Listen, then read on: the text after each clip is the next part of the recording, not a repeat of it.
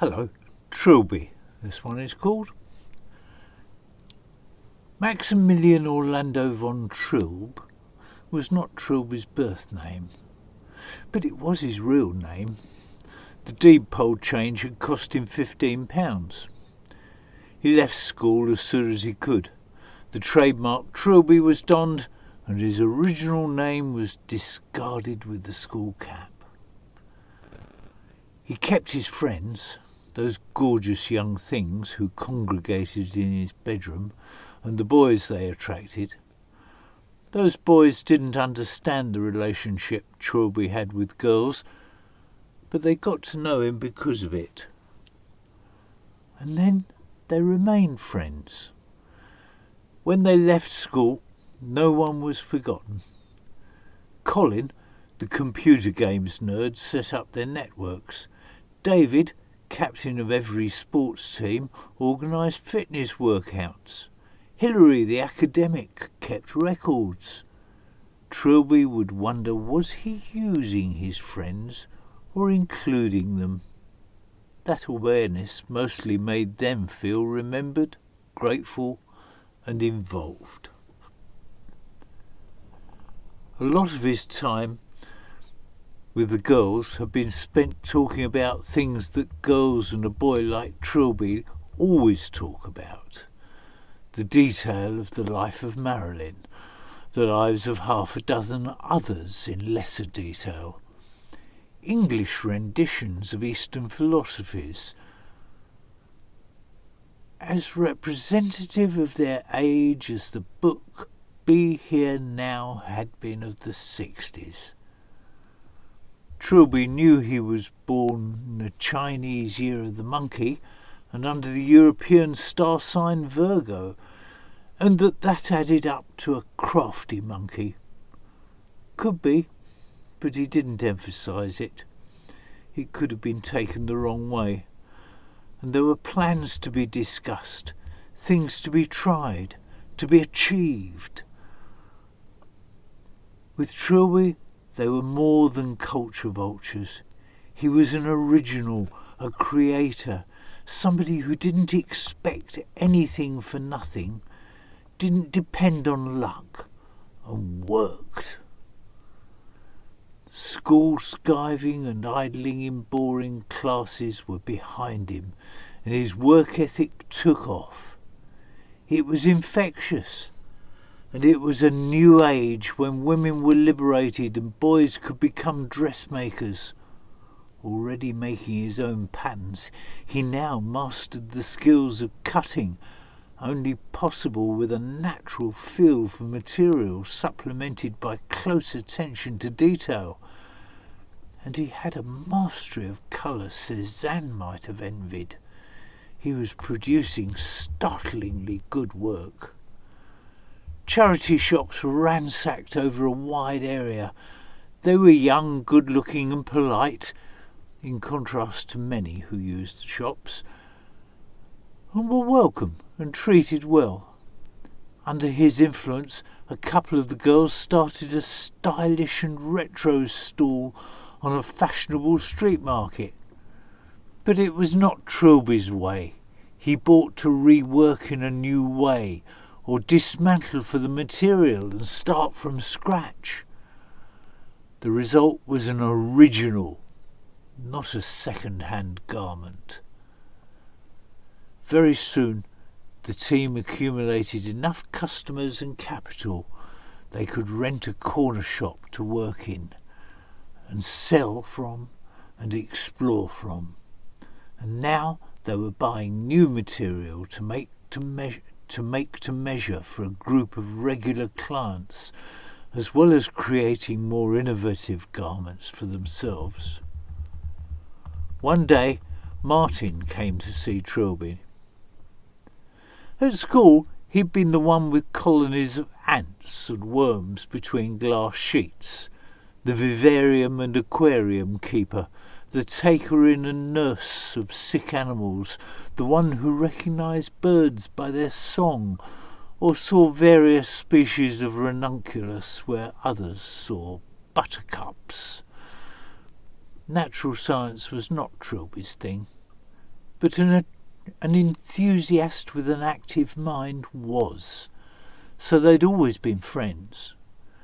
Martin had stayed at school, then gone on to higher education, an agricultural degree, and money was tight. He'd started collecting roadkill on his regular bike ride. An orange box with a sheet of cardboard in the base would be filled partly with sieved earth, the body laid out carefully, and then, with more earth sieved on top, buried with a stick above the ground in the corner to mark it. After a time, he would come back, dig it up, carefully expose the skeleton, clean it, reassemble it, and mount it on a block of wood. They were quite saleable.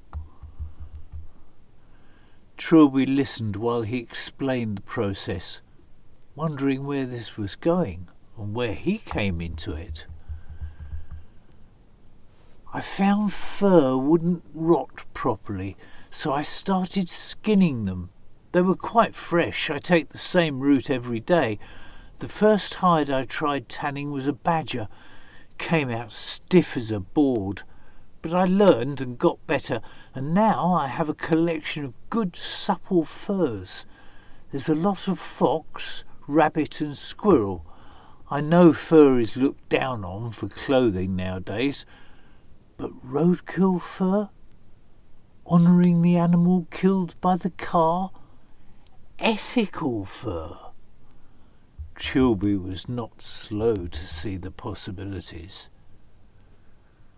There'd be restricted numbers. The RK High Fashion Range, RK for roadkill, superimposed in a different fur, squirrel on fox, branding on the items like Nike, only not some unknown Greek goddess. It would have meaning for people. There was a reporter here the other week, wanted to know when we would be doing a catwalk show.